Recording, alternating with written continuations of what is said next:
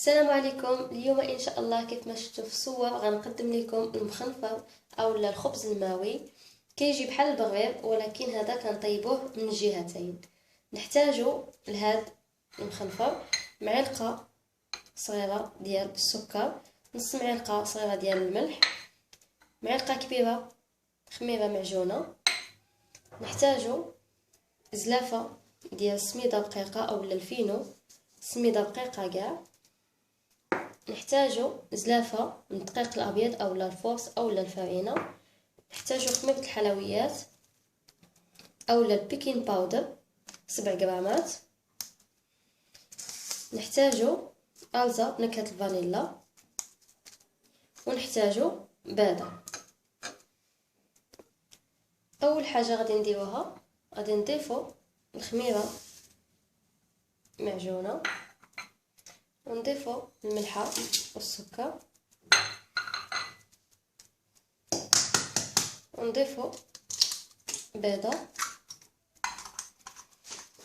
نحتاجو جوج سلايف اللي عبرنا بهم الدقيق وكذلك سميده رقيقه، جوج سلايف ديال الماء،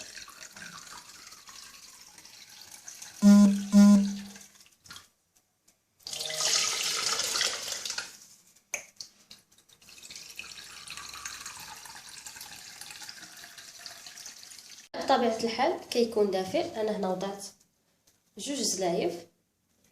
نضيفو الدقيق،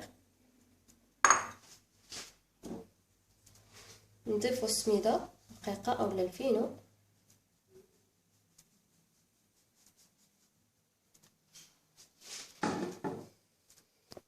ونضيفو ألزا بنكهه الفانيلا.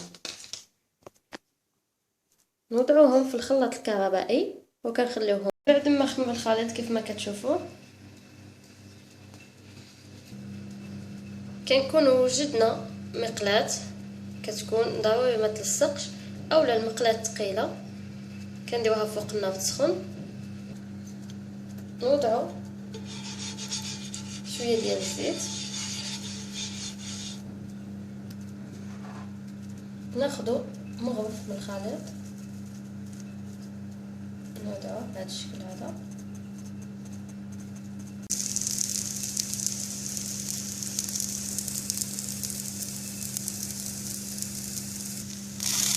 نرشو شويه بالزيت،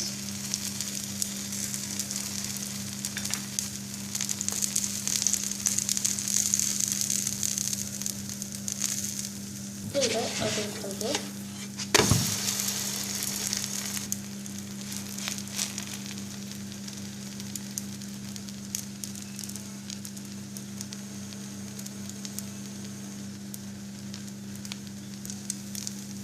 الصراحه كيجي رائع وكيجي خفيف. كنخليوه حتى كيتحمر مزيان من الجوانب كلها. كنعاودو نفس الطريقه.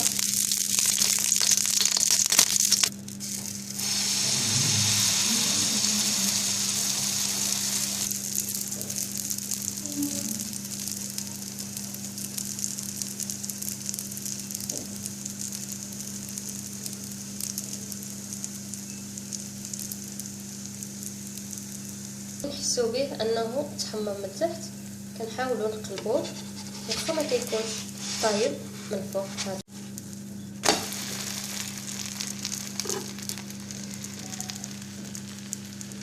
كما شفتوا كيتحمر ملوجه. الشكل النهائي ديال المخنفر او الخبز المائي هو هذا كيف ما كتشوفوه، كيجي رائع.